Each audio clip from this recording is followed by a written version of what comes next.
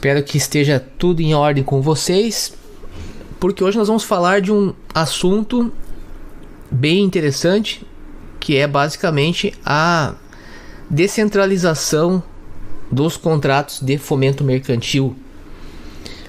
E aí nós temos uma série de termos aí que nós vamos verificar no decorrer desse vídeo.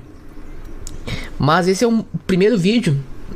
Nós vamos gravar após este vídeo mais um outro, entrando em especificidades técnicas desse processo.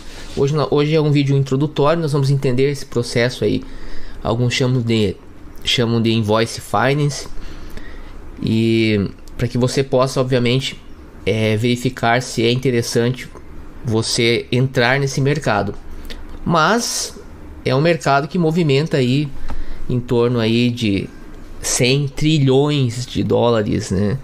Então não se trata de algo insignificante, é um mercado realmente que faz parte da atividade empresarial.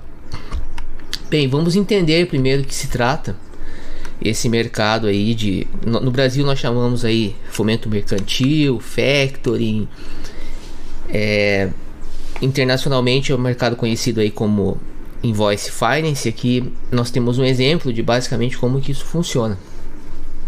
Bem, a lógica ela é bem básica, tá? Você pensa o seguinte, imagine que lá você tem um supermercado. Esse supermercado, ele obviamente ele faz vendas para os consumidores e obviamente que ele tem os seus fornecedores.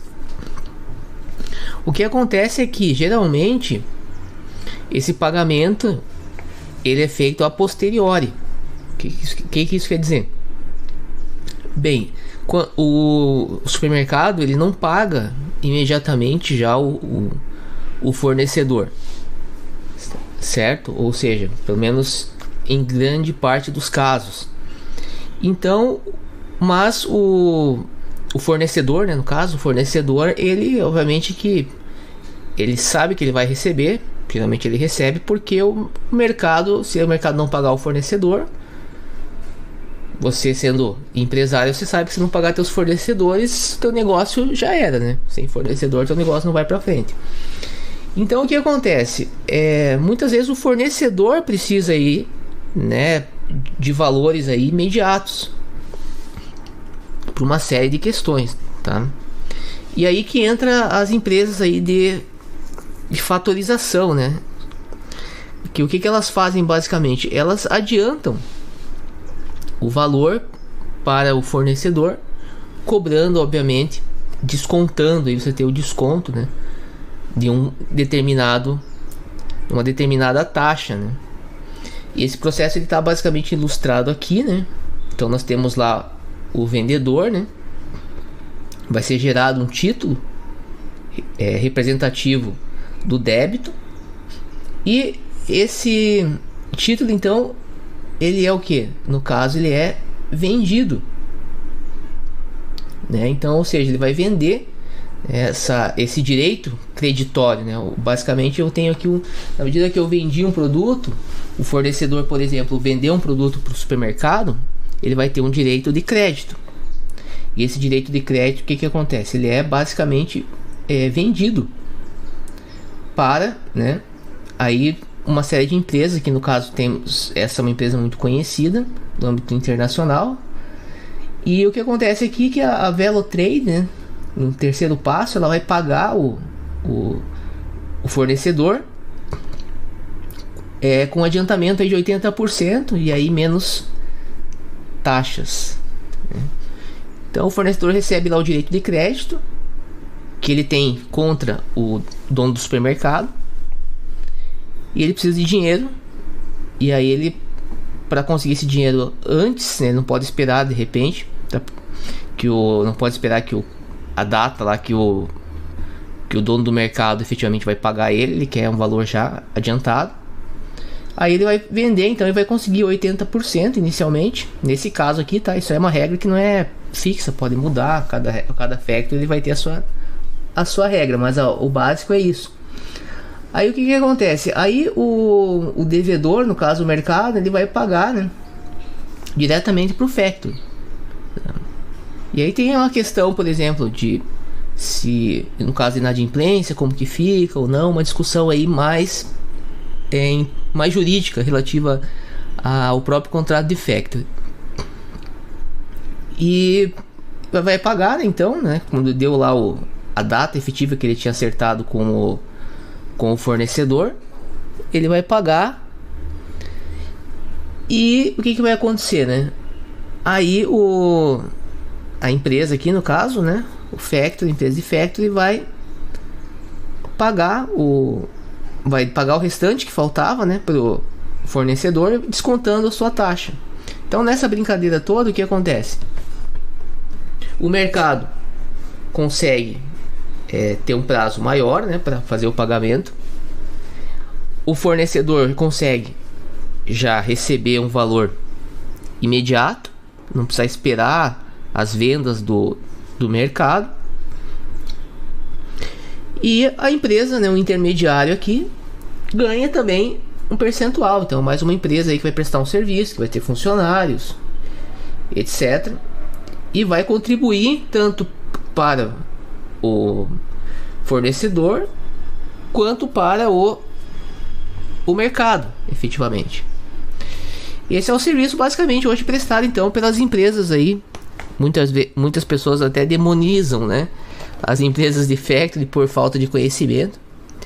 Inclusive eu, como advogado, minha primeira empresa para a qual eu prestei serviço durante muitos anos, em torno de 8 anos mais aproximadamente, era uma empresa de factory securitizadora. Mas conforme vocês podem analisar, então esse serviço de desconto, basicamente, né, de títulos, ele é um serviço muito importante na economia, tanto que ele movimenta esse valor aí de aproximadamente 100 trilhões aí de dólares, né, no mercado global, tá? Bem, até aí nós apenas explicamos, né, o funcionamento de um processo que já veio ocorrendo já há anos, né, desde a antiguidade, feitas as devidas proporções.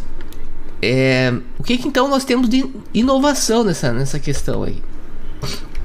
Bem, o que nós temos de inovação é justamente a possibilidade de você não apenas descentralizar esse mercado, digitalizar esse mercado, como trazer mais liquidez, inclusive, para esse mercado.